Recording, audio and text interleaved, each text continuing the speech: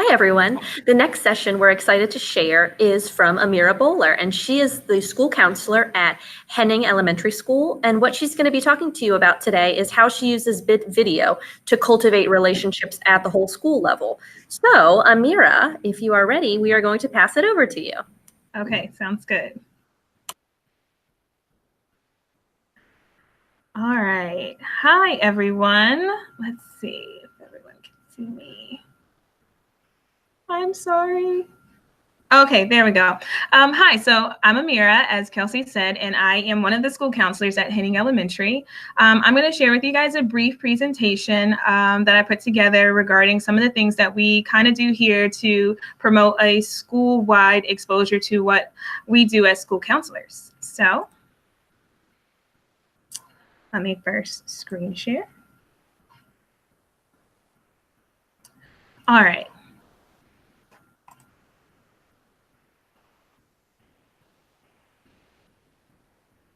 All right. So, like I said, I am one of the school counselors here at Henning. And one of the things that I just wanted to promote with our school was being able to get our students to connect with things that we were delivering in the class or at the school-wide level. And so here are some objectives. We're going to talk about meeting them where they are, some of the things that we did last year when we started filming, and kind of tips and tricks when it came to filming, how I started to edit the videos and pushing them out, and then some of the things that I took from last year and applied to this year, and then how it has made a difference. So many people may be familiar with how hectic an educator's life can be in general. But when it comes to school counselors, especially here at Henning, we are always on our feet on the go. And so a lot of times when we want to be able to promote a comprehensive program, one of the things that we deliver are classroom lessons and sometimes small group counseling. And so one of the things that we tend to find is that when we come to do lessons, we don't always have the opportunity to reinforce because of how large our school is. Our school houses a little over 900 kids with 2 full-time counselors Monday through Friday, and with 2 administrators. And so unfortunately, that's not as much support as we need to be able to reinforce what it is that we want our students to learn and to take away and what we want to stick. And so then the idea I pulled from another school that did Wellness Wednesdays at Chalkley when they had the intra-circuit TVs. I borrowed that idea when I saw my internship that they did that. And I said, what a great way to be able to shoot out ideas and strategies and tools to students so that they can kind of use and then support what the counselors were promoting there. So as you guys know, we are leading a tech-heavy generation, and so it's important that we meet them where they are.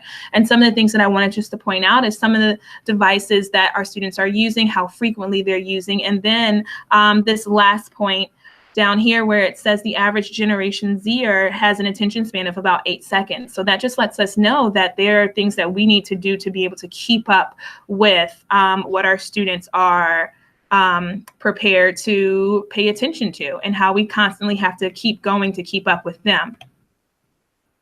And so basically, this is kind of what our kiddos look like, always having a tech device in their hand. A lot of things our students have been aware of and knew, they ended up teaching me. So while that can be great, it's like, wow, there's so much more that they have an advantage or access to that we, when we were growing up, did not. And so having to be aware of that and keeping up with that to keep them engaged. So to start, when we began last year, I literally just used my cell phone and I used my MacBook, and that was it. Those were the 2 tools that I used when it came to filming and editing, and it was pretty straightforward. I used iMovie the first year, and then this year, our second year of filming and promoting videos, we utilized some other tools. And I'll share about those later. But the important part is how did we begin the filming? So we kind of scripted it. Sometimes we would go off the script, a lot of mistakes, and you have to be okay with making mistakes and having those awkward moments. Setting the stage, we used a bulletin board in my office, and we would utilize that for the topics that we were discussing, posting different things that we wanted to reference and kind of reinforce throughout our video on the bulletin board. Knowing your audience is also super important. So being at an elementary school, there were many times that we had to be super animated when it came to things, because again, we're working with kids that have a short attention span for various reasons, but we want to make sure that not only are we entertaining them for laughs and giggles, but we're entertaining them so that it sticks. And then including our audience. Our first video, we were talking about our PBIS acronym, Henning Pride, and there was a third grade teacher whose class used Henning Pride in their day to day, and they had hand signals, and we filmed them and I inserted them in our Pride video, and it was awesome because they enjoyed being recognized by students throughout the building, but then it kind of promoted what we did and had students reaching out and wanting to be included in these videos. So here's a screenshot of the iMovie suite, and just a few things that I wanted to point out. I think that it is very user-friendly. At the top, you have your tabs for different things to insert, some other buttons for refining, whether it be the volume, the color, the cropping, shading, the speed of your video. And this arrow just represents the drag and drop that makes iMovie very user-friendly. You're literally just dragging it from your library and dropping it into the movie line. And then you're building on your video. So you're building in transitions, dragging and dropping sounds, dragging and dropping titles, and then completing your project and saving it to iMovie. So for our second year of doing videos, we wanted to, I wanted to make sure that we focused on three things, some takeaways. So we wanted to be able to rejuvenate the content, just stepping my game up, and then boosting engagement, finding innovative ways to captivate our audience. And then wanted to increase production. I wanted to make sure that we were able to do more videos our second year around than we did our first year. So in walks WeVideo. Our tech integrator introduced me to WeVideo, and one of the things that I liked about it was pretty similar to iMovie, which is what I was using just because those were the tools that I had at home and was already familiar. But a few things that you guys may see as similar. Their content, where you can pull transitions, audio, pictures, and videos that you've either uploaded or already on in the WeVideo suite.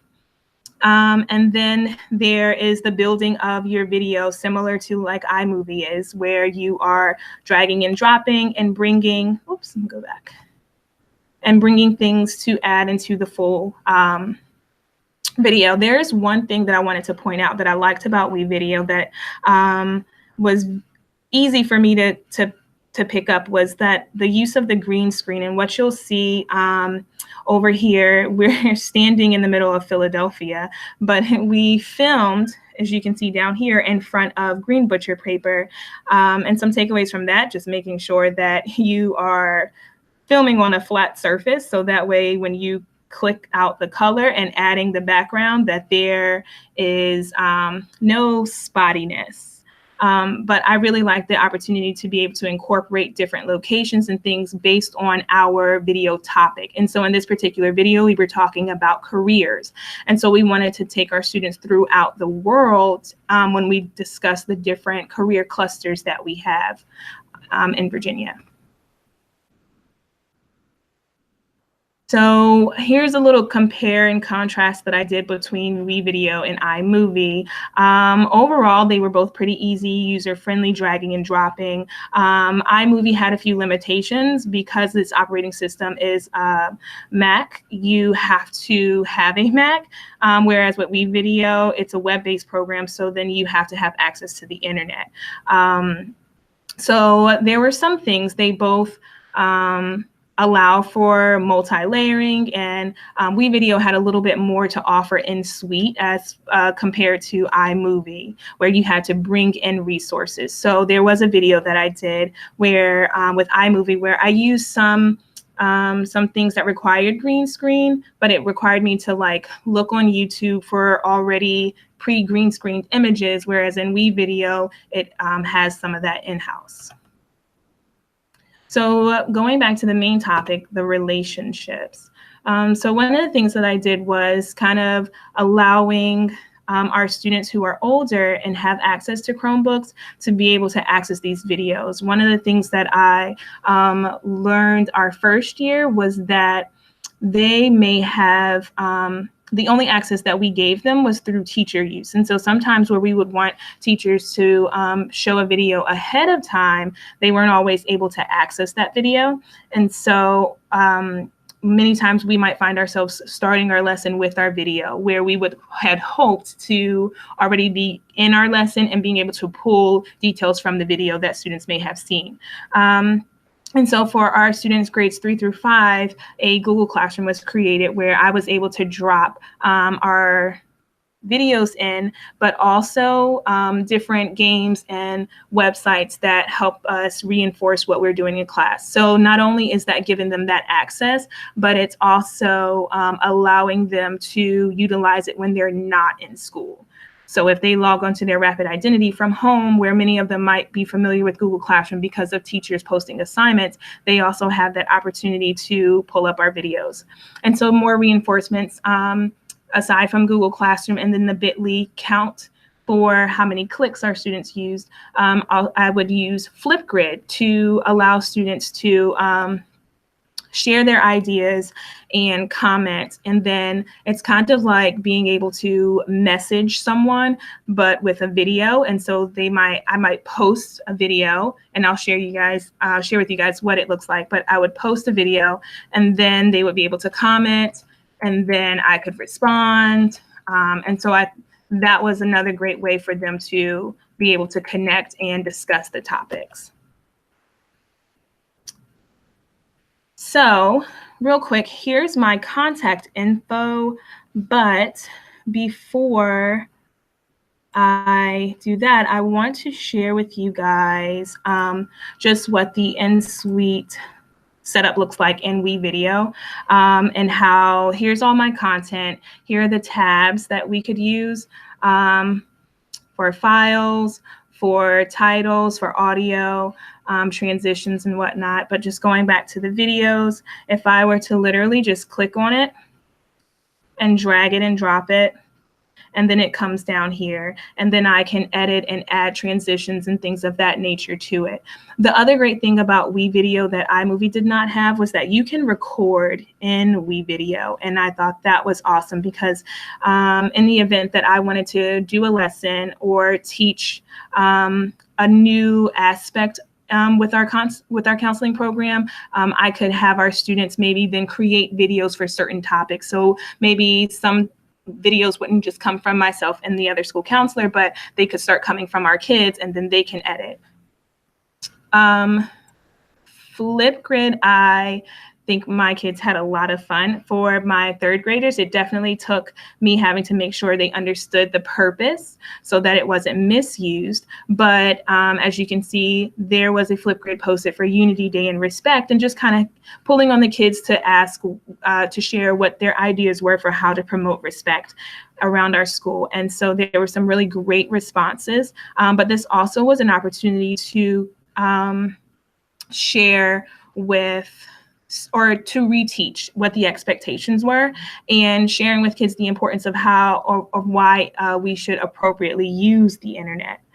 And so before I close out, I want to share with you guys a video that we created. This is last year we created a video on internet safety, and I'm choosing this one because it is in the first year and it was with the simple tools that we used. However, it shows a little bit more progress when it came to like the editing that was done. And this one we had to, you will see some of the awkward moments, you'll see some of the silly moments, you'll see us kind of talking to our audience and relating things in our video to what they are aware of. I will not show the whole video for the entire 6 minutes, but I will show a little bit so that you guys can get an understanding of what it is that we do. And then I will close out. Welcome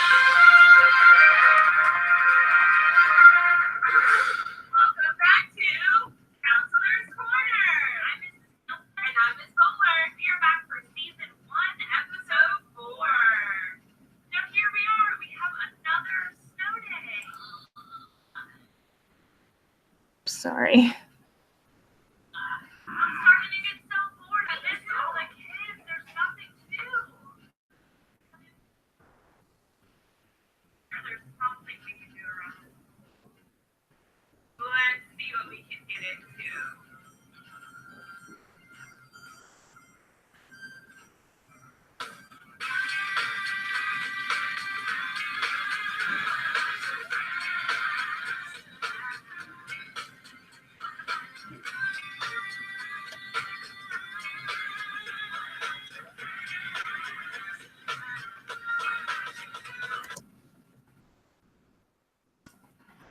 Okay. So as you can see there, that was, let's see, turn my camera back on. That was a video that we did just to kind of share with our kiddos some ways to stay safe. And sometimes we know that our kids spend a lot of time on the internet when they are out of school and they're not with us. So we wanted to promote some healthy and safe choices to make. But you'll see how we had the setup for our audience. We had to be creative. We had to be silly. But it was definitely one of our top videos that our kids really enjoyed watching. And again, it helped reinforce something important that we wanted to teach and wanted our students to take away. And the way that it was presented, it allowed them to kind of pull on some of those pieces to help reinforce what we wanted them to remember. So if I could share one important takeaway from this and how it has helped our school counseling program. Like I said, it helped us just kind of show who we are as school counselors and allowed us to be crazy, silly, and creative to kind of help reel in our students. And the more they become comfortable with our humanness, the more they were able to step outside of the norm and seek us out, be it casually or more about those serious situations that they tend to encounter. So I'm hoping that this was helpful. And if you guys have any questions, feel free to email me, Amirah_Bohler, and I would love to help in any way that I can. So back to you guys. All right. Thank you, Amirah. That was a really great presentation on how to engage students outside the realm of like a normal classroom setting, outside the realm of like normal curriculum, but engage them in very important ways in building those relationships. So I thank you for sharing like all of those tools and how they mash up together to achieve your goals. Thank you for having me. Yeah. All right. Do I end it now?